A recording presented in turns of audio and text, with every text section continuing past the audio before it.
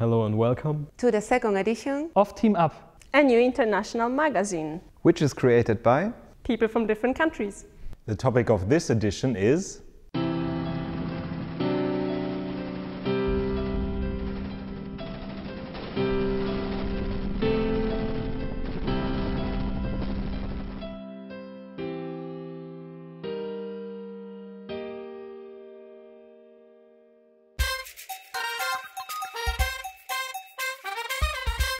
My, Polacy, byliśmy w stanie wyciągnąć wnioski z I wojny światowej, ale jak sytuacja wygląda w krajach sąsiednich?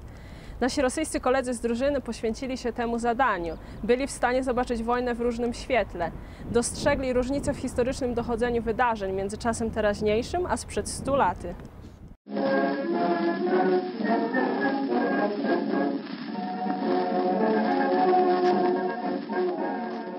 В августе 2014 года исполняется 100 лет со дня начала Первой мировой войны. В памяти российского народа эта Великая война надолго оставалась забытой. Она была перечеркнута событиями революции и разразившейся гражданской войны. Прошло время, и эти события начали переосмысливаться. Сегодня мы хотим взглянуть на вклад Рязани в эту Великую войну, которая приняла на себя удар наряду с другими российскими городами. Тогда, в 2014 году, наш город представлял собой центр губернии с населением около 49 тысяч человек. Здесь было более 20 церквей, 10 средних учебных заведений и 14 маленьких заводов.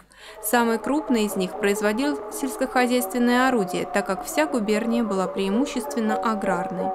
В августе мирный уклад жизни был разрушен известием о начале войны. Началась всеобщая мобилизация. Первыми в действующую армию отправились 35-я пехотная дивизия и 35-я артиллерийская бригада, которые находились в городе. На их месте начали формировать второочередные дивизии и запасные полки. Новобранцев, в основном это были крестьяне, обрежали, вооружали, обучали и отправляли на фронт. А город стал тылами Юго-Западного фронта, занимался снабжением армии продовольствием и сопутствующими товарами. Здесь размещалось несколько тыловых госпиталей. Здания, в которых они располагались, помнят те нелегкие дни и хранят память о них. Вылеченных солдат снова мобилизовывали, а умерших от ран хоронили на городских кладбищах – Скорбященском и Троицкой Слободы. Солдатские захоронения, как правило, не имели особых знаков и были безымянными. Погибших офицеров родственники увозили домой и хоронили или в семейных имениях, или на Лазаревском кладбище, соблюдая все почести. Солдат, умерших на театре военных действий, хоронили на фронтах, в братских могилах. Единственное место современной России, где мы можем сегодня побывать на местах боевых действий, только Калининградская область. За годы войны была призвана почти половина трудоспособного населения губернии. Потери составили 50-60 тысяч человек, но полной статистики до сих пор не существует. На сегодняшний момент захоронения являются единственным местом, где мы можем почтить память павших на полях Великой войны. Для увековечивания памяти о той войне в нашем городе пишутся статьи и выходят книги, разрабатываются интернет-сайты, проводится много публичных мероприятий.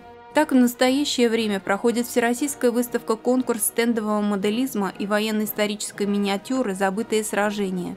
Она организована Рязанской региональной общественной организацией «Клуб истории, моделизма, реконструкции «Долг».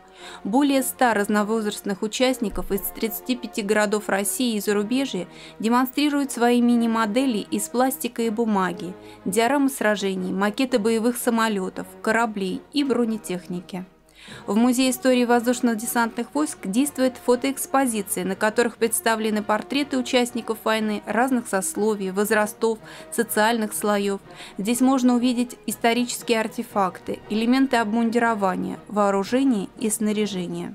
Очень многое для того, чтобы события Великой войны не канули в лету, сделано группой историков-архивистов во главе с Григоровым Александром Игоревичем. Вышла в свет Рязанская книга памяти Великой войны 14-18 годов. С ее помощью уже более 60 семей смогли найти сведения о своих родных, считавшихся ими ранее пропавшими без вести. У наших земляков появилась надежда узнать, в какой части служили, где и когда погибли и похоронены их родные. Это надежда на то, что связь поколений будет восстановлена, и мы сможем гордиться славными подвигами наших предков. К счастью, есть в городе семьи, где память о Великой войне сохранена и передается из поколения в поколение. Катя, что значит для вас фотографии, эти старинные фотографии в альбоме? На самом деле это память о прошлом, и они, я думаю, для всей моей семьи очень важны и ценны. Они заставляют нас задуматься о том, кем были наши предки. И история семьи – это, наверное, самое ценное, что есть что объединяет всех моих родственников, всех моих близких. Наверное, стоит еще попытаться найти хоть какую-то информацию в интернете или еще где-то, потому что это очень важно. Память о той Великой войне неумолимо уходит. Всех ее героев мы уже не сможем узнать, но в наших силах воздать честь всем ее участникам, пусть даже безымянным. Этот мемориальный комплекс посвящен участникам Второй мировой войны. Но лежат здесь, по сути, солдаты двух войн.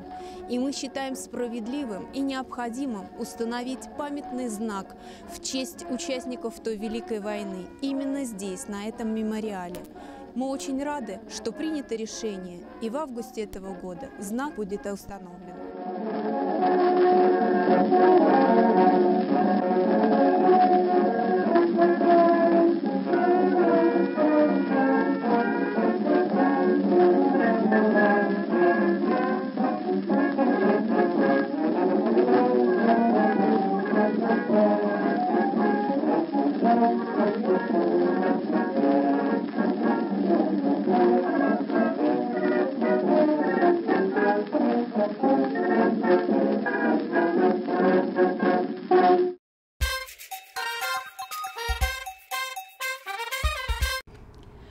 В фильме, снятом нашими коллегами из Германии, речь пойдет о молодой семье, которую разлучила война.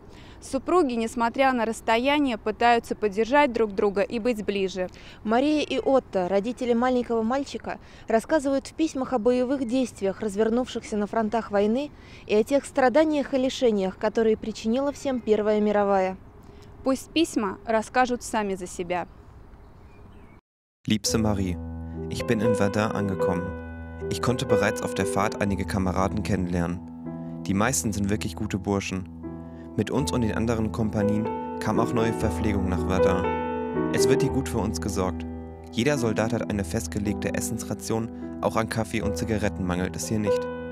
Neben 750 Gramm Brot haben wir auch 375 Gramm gefrorenes Fleisch bekommen. Mit Gustav, meinem Kameraden, habe ich Zigaretten gegen Kaffee getauscht. Auf der Fahrt gingen Gerüchte dass es an der Front unheimlich sein soll. Ich vermisse dich und werde dir so bald wie möglich schreiben. In Liebe, Otto. Geliebter Otto, du bist zwar noch nicht lange fort, aber deine Abwesenheit betrübt mich zutiefst. Ich kann dich beruhigen, die Berichterstattung hat gemeldet, dass unsere Männer an der Front erfolgreich sind. Vor allem wurde der Mut und Einsatz deiner Kameraden betont. Mach dir keine Sorgen um unseren Sohn, ich werde mich gut um ihn kümmern. Er vermisst dich zwar sehr, aber er ist ebenso stolz auf dich. Ich freue mich jetzt schon auf deinen nächsten Brief. In Liebe, Marie. Meine süße Marie, ich habe nun meine ersten Einsätze an der Front geleistet. So ein Szenario habe ich in meinem Leben noch nie gesehen. Einen wirklichen Schutz gibt es für uns nicht. Der Schützengraben ist zwischen den unzähligen Granatlöchern kaum zu erkennen. Ich fürchte mich, Marie. Morgen soll ich das erste Mal den Mörser betätigen. Allein das Geräusch ist unheimlich. Vor allem nachts ist es unerträglich. Das nicht endende Trommelfeuer, die Schreie der Verwundeten und der modrige Geruch des Bunkers rauben mir jeglichen Schlaf. Ich werde mich schnellstmöglich bei dir melden. Grüß unseren Sohn von mir. Ich liebe dich, Otto. Liebster Otto, ich kann kaum glauben, was du mir schreibst. Die Berichterstattung hier meldet nichts von diesen Grausamkeiten. Unser Sohn und ich machen uns schreckliche Sorgen um dich. Bitte spiel nicht den Helden an der Front. Wir beten jeden Tag für dich, dass Gott dir beisteht und du unbeschadet zu uns zurückkehrst. In Liebe, deine Marie. Meine Marie, lang ist es her, dass unsere kleine Familie sich gesehen hat. Ich wünsche mir nichts sehnlicher als dies. Es wird von Tag zu Tag schrecklicher. Die Zahl der Verwundeten steigt stetig. Das Trommelfeuer donnert beinahe ununterbrochen. Zudem kommt noch der Einsatz von Giftgas, welcher mehr als heimtückisch und beinahe kaum zu kontrollieren ist. Seit Tagen habe ich keine nahrhafte Mahlzeit bekommen. Mittlerweile strecken wir selbst das Brot mit Sägespäne, um satt zu werden. Marie, wie gerne würde ich in deinen Armen liegen und mich sicher fühlen. In Liebe, Otto. Liebster Otto, seit deinem letzten Brief kann ich nachts kaum schlafen. Solche Sorgen mache ich mir. Es gehen Gerüchte dass deine Kompanie starke Verluste erlitten hat. Ist das wahr? An keinem Ort habe ich mehr Ruhe. Meine Gedanken sind stets bei dir. Ich wünsche mir, dass dieser Wahnsinn so schnell wie möglich vorbei ist und ich dich in meine Arme schließen kann. Bitte antworte, sobald es geht.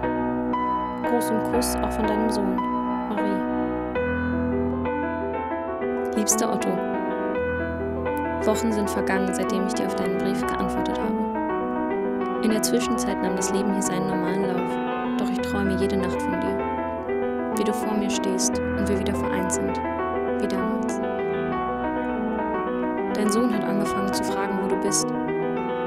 Ich beruhige ihn mit Worten über dein vermeintliches Heldentum und deine Tapferkeit. Ich erbitte bei Gott alles Gute für dich und hoffe, dass du doch vielleicht eines Tages nach Hause kommst und mit deinem Sohn spielen kannst. Ein schmerzliches Lebewohl an dich, mein innig geliebter Otto. Deine Marie.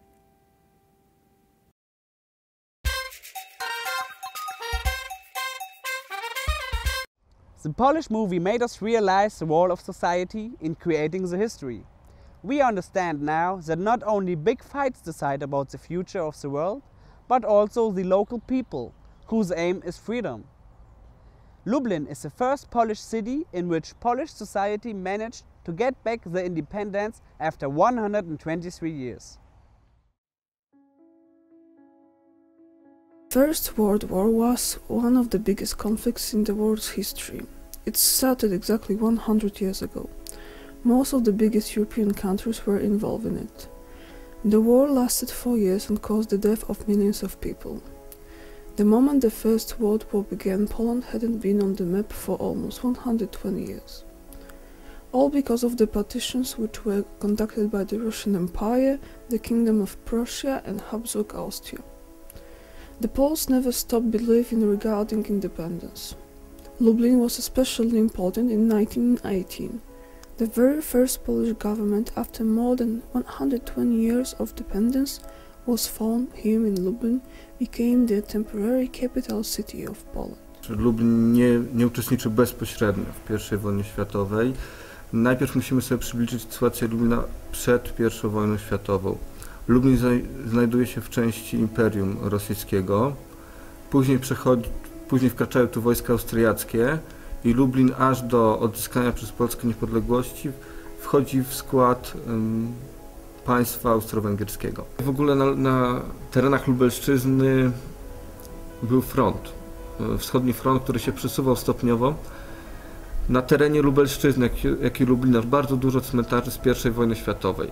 Najczęściej są one podpisane jako cmentarze wojskowe austro-węgierskie, rosyjskie, jednak musimy pamiętać, kto zakładał ten mundur. Niestety tragedią I wojny światowej było to, że naprzeciwko siebie stawali Polacy w różnych mundurach i do siebie strzelali. Mimo tego, że żyło pod panowaniem moskiewskim albo pod panowaniem Habsburgów, nadal jest to społeczeństwo polskie, społeczeństwo, które się organizuje strukturalnie, zaczyna tworzyć chociażby Towarzystwo Sokół, które jest, mimo że ma nazwę Towarzystwa Gimnastycznego, jest to organizacja paramilitarna. Polska organizacja wojskowa działająca przy PPS-ie również jest organizacją paramilitarną. Lublinianie zdają sobie sprawę z tego, że I wojna światowa może przynieść Polsce odzyskanie niepodległości i są w pełni na to przygotowani jako społeczeństwo. To jest ten moment, kiedy możemy wrócić na mapy Europy i słynne pytanie zadane przez Kościuszkę, czy Polacy mogą wzbić się do niepodległości? Tak, mogą się. Tu do Lublina przybywają działacze Polskiej Partii Socjalistycznej. Bardzo mocno zaczyna działać Polska Organizacja Wojskowa, która już od samego początku działań wojennych miała swoje struktury w Lublinie, teraz bardzo mocno się uaktywnia. Dochodzi do sytuacji, kiedy jest wydany w Teatrze Rusałka, to był letni teatr pod Lublinem, gdzie działacze Polskiej Partii Socjalistycznej godzą się na manifest, zwołują w sumie wiec robotniczych, godzą się na ich postulaty. To jest m.in. wprowadzenie 8-godzinnego trybu pracy, zrównanie wszystkich części społeczeństwa i Lublin z nocy na 6-7 listopada ogłasza się tymczasową stolicą Republiki Ludowej Polskiej. Wszyscy popierają ten rząd, który jako swoją siedzibę wybiera Pałac Lubomirski, który obecnie się znajduje na Placu Litewskim. Jedna z pierwszych odezw to jest odezwa do stolicy polskiej Warszawy. Także no, nie jesteśmy też do końca tą stolicą. Zdawaliśmy sobie sprawę, że to jest tylko czas przejściowy, ale powołanie tego rządu daje nam też coś niesamowitego, bo odzyskujemy niepodległość. Ten rząd mówi o takich podstawowych prawach typu 8-godzinny dzień pracy, zrównanie wszystkich obywateli. Wszyscy mają takie same prawa słowa, wyznania. To jest obietnica przeprowadzenia wyborów do Sejmu, w których będzie mógł każdy uczestniczyć na prawach demokratycznych, jakby nam się wydawało. Lublinianie sobie walczyli. Lublinianie wywalczyli sobie niepodległość, a także byli bodźcem dla innych miast Polski. Jeśli chodzi o tymczasową stolicę Republiki Ludowej Polski, to chyba takie miejsce to jest jedynie graffiti, które jest na ulicy Narutowicza. Znajdują się oczywiście mogiły żołnierzy z I wojny światowej na terenie Lublina. Jeśli chodzi o samo odzyskanie niepodległości, no na pewno jest to pomnik marszałka Piłsudskiego, jeśli tą osobę na pewno kojarzymy z odzyskaniem niepodległości. Nie ma chyba jakiegoś takiego większego miejsca. Może są to ulice, place w poszczególnych miastach. Nie ma takiego charakterystycznego zaznaczenia tego elementu.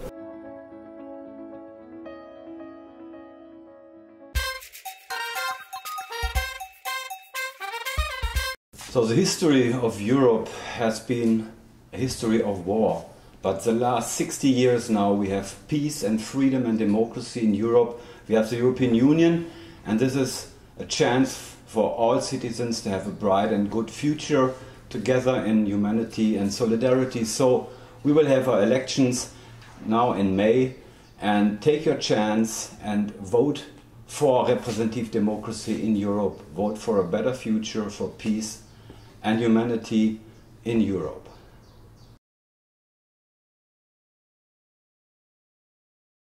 What we're doing today is we're doing a vox pop in relation to the European elections, which are coming up at the end of May, and we're just trying to have a look at public opinion, see what people think about the elections, if they're going to vote, what to think about Europe and Ireland.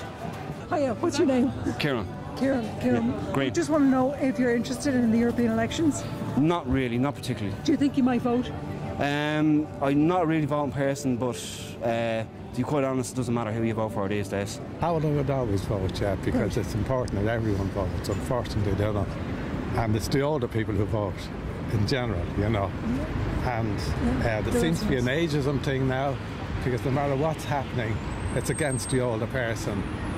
And they've too much money, or they've too much that, or whatever. And we know we don't.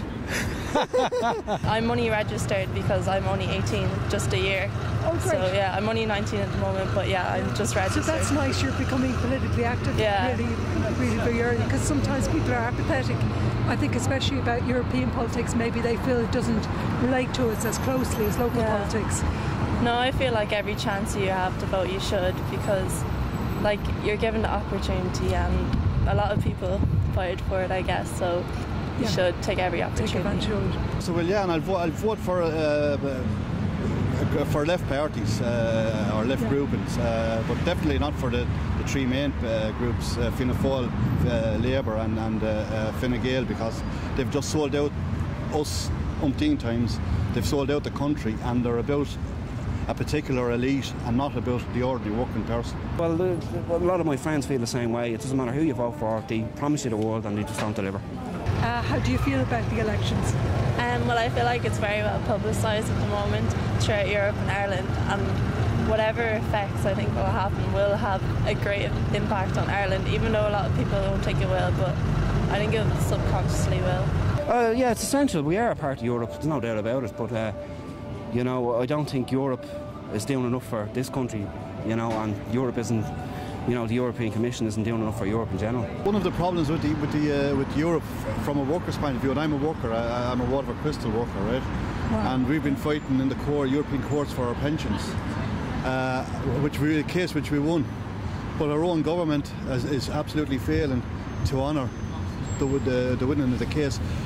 And not just with us, you have with those women who have we say had various issues relating to incarceration in state institutions, winning their cases in Europe. And again, when they come back to this country, what they win in Europe is not adhered or given to them here in this country by our own government. So basically, we're European citizens, but in Ireland we're second class. The worker is a second class European citizen.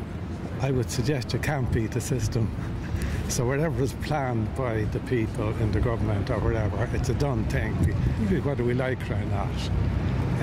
We can, of course, protest, but we don't seem to march the streets here as much as people in other countries do. We've made a lot of gains, but in Europe itself, as I was saying, but when we come back to this country, we have to fight to implement them.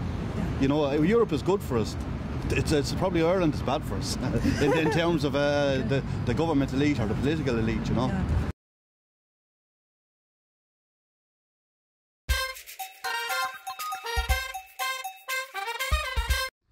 Wir reden viel über die Wahlen in Europa. Wählen oder nicht wählen. Doch was sind die Probleme junger Menschen in den verschiedenen Ländern? Kann die bevorstehende Europawahl diese Probleme lösen? Und wenn ja, wie? Diese Fragen hat die Team-Up-Gruppe den Vorsitzenden verschiedener NGOs gestellt.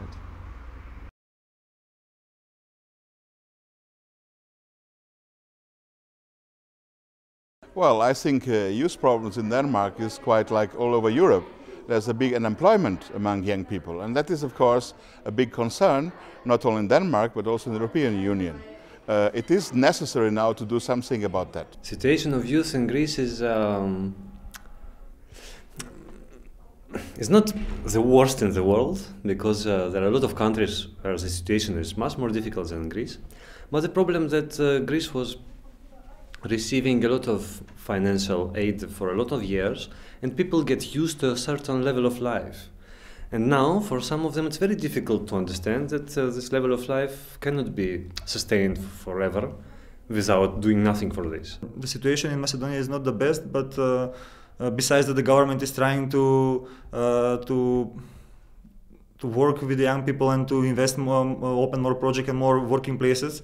But the fact is that the rate of unemployment is very high in Macedonia. I think over 35% of the young people are unemployment. The situation of youth in Hungary is difficult, and it got even more difficult in the last years. The unemployment rate is very high. It's about 30% in 2012 and also at the end of this year. And a lot of young people are leaving Hungary because they do not see any future for them in Hungary. So that's really a big problem. Getting good jobs in Hungary, getting jobs at all in Hungary. As far as unemployment figures are concerned, it's pretty bad because we have, I guess we have over 30% youth unemployment in Italy. And the general perception is that it's very difficult to find jobs, and young people feel that they don't have a lot of opportunities, especially if they come from families that have no access to big social capital, as they say it. You know, so if your father cannot pick up the phone and get your job, it's very difficult for a young person to make it by himself or herself now. Well, I think the most important issue now in Spain is youth unemployment, which has a really big rate, like 50% more or less. So the situation is not so good I think the situation of youth in Armenia is quite different in cities and in the regions of our country, especially when we speak about Yerevan. There are a lot of possibilities for young men to do something, to have their own work and to be engaged in activities, social activities and so on. But unfortunately in regions there's a big problem, and most of young people in Armenia, especially from regions, are looking for their best, not in their hometowns, and try to go somewhere else. And there are a lot of cases when young people just leave Armenia and go to other countries. So the situation of youth in Tunisia, it's a little bit special this moment. Everybody knows that Tunisia is now getting in a after revolution period, and then there is a lot of things to do, mainly in youth sectors, of course, with other sectors, economic, social, political, and so on. But youth sector, there is a lot of things not yet done, and things are not, for the time being, are not very clear. And we can say now only that we are hoping, we hope that the future will be better than the situation now of youth in Tunisia.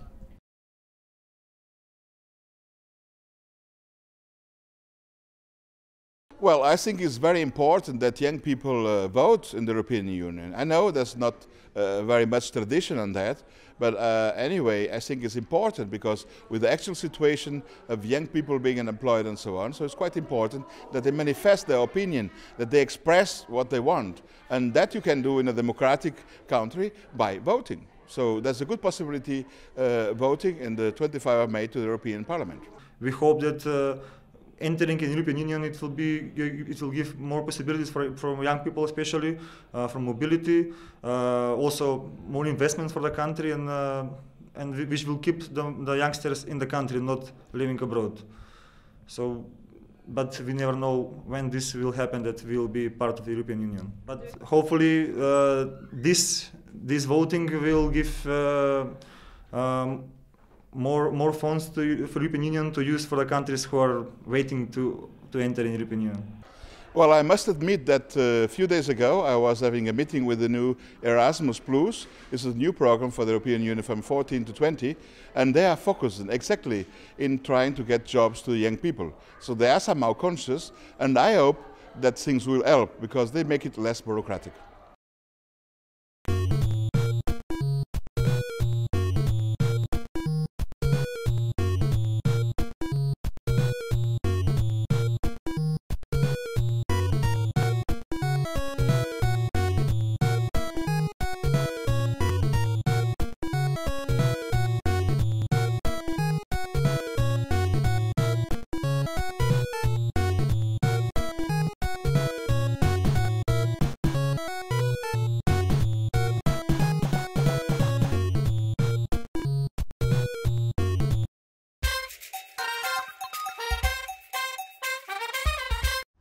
El 25 de mayo, los ciudadanos de la Unión Europea tendrán la oportunidad de elegir a sus representantes en el Parlamento Europeo.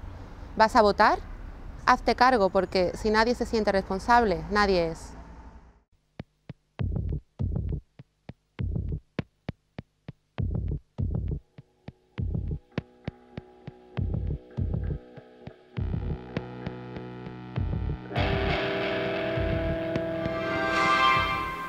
Welcome to the emergency news. Since this morning, borders between Germany and Poland are shut down. Due to the breakdown of the European Union, tensions between the former member states are rising. Germany, France and Poland raised their military investments from 5 up to 50%. After the attack on the European Prime Minister, the buildings of the European Parliament are still occupied.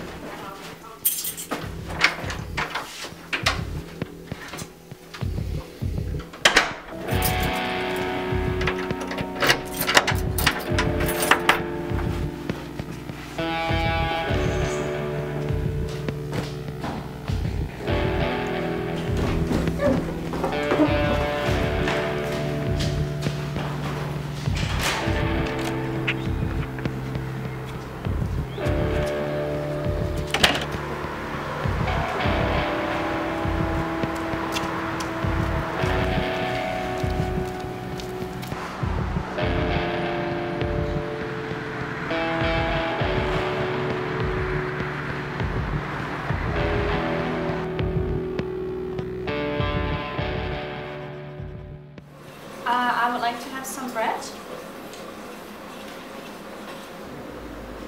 Please? What is supposed to be? €5. It doesn't work anymore, you know it, right? It was removed 2 weeks ago. You have to turn it in and receive the new currency. But it works in other stores. Yeah, maybe if they want to lose money. Here not. It's all a piece of paper, now just official.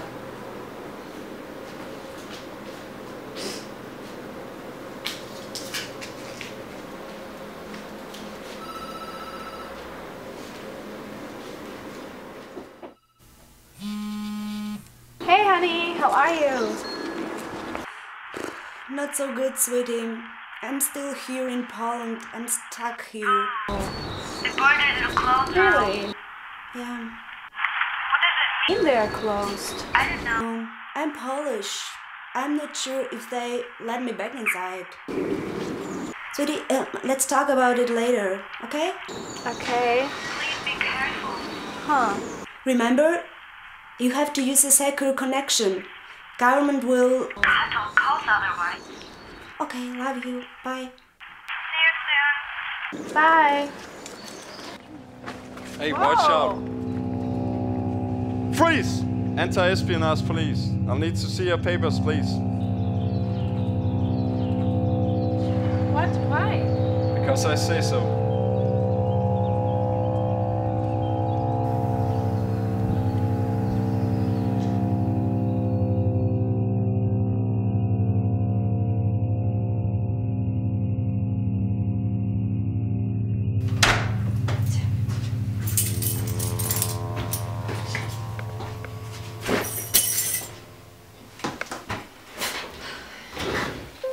Anonymous IP connection established. Hey sweetie, how are you? Good, how are you? Oh, I'm fine, thanks. Yeah, finally this secure connection worked. It never works normally. We're lucky today. But also, I wanted to tell you that today some weird cop stopped me on the street and asked me for my passport. It was so weird. You, I don't know what it was. away from the computer! What? And say, get away from the laptop! Take the laptop. Who? What? We're in an open contract.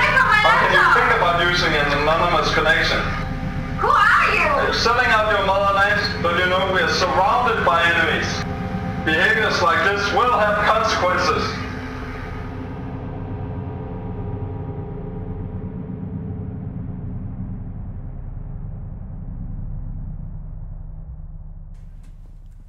And then they even took my laptop.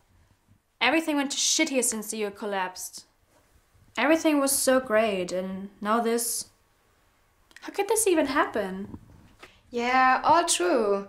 But what did you exactly do about it? Did you take any action? Did you even vote back then?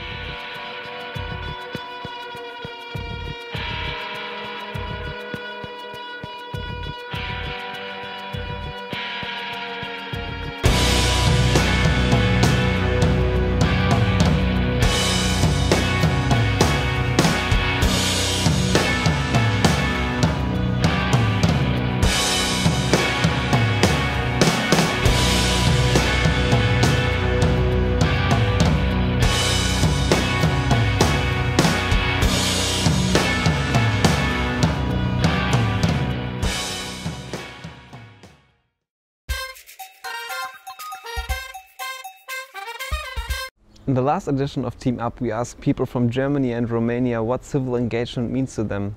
In this edition, we would like to show you some example. Let's see how you can be involved in voluntary work.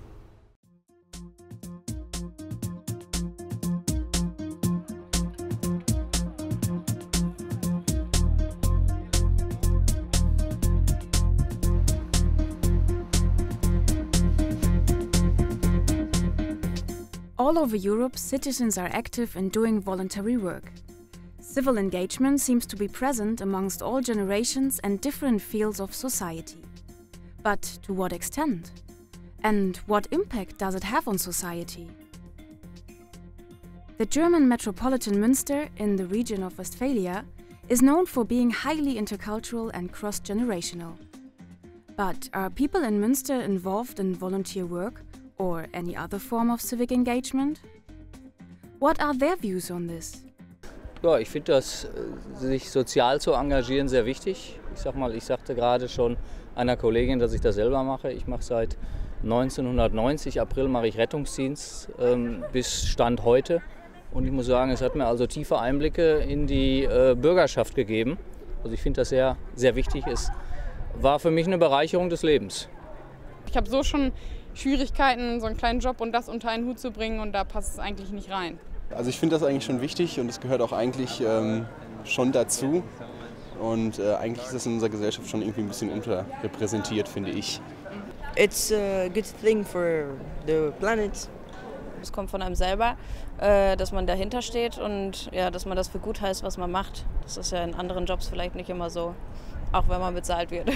Volunteer work is a great way to make a difference, right?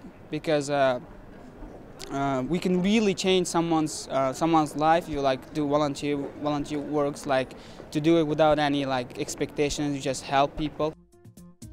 The community center Benno House in Münster is a meeting place which is open for people of all ages and nationalities who want to get in touch with many kinds of voluntary work. Annika Baumgartner, for example, is doing her federal voluntary service in the public relations department of the Benno House. But how did she get to know about this opportunity? Hauptsächlich habe ich im Internet einfach gesucht nach Bundesfreiwilligendienststellen und mich bei allem beworben, was mich so interessiert hat. Es war einfach so das, was mich am meisten interessiert hat, und hier hatte ich auch als erstes mein Vorstellungsgespräch und es hat mir sofort gut gefallen, dann hat mir auch Münster gut gefallen und dann habe ich gedacht, dass ich das doch mache.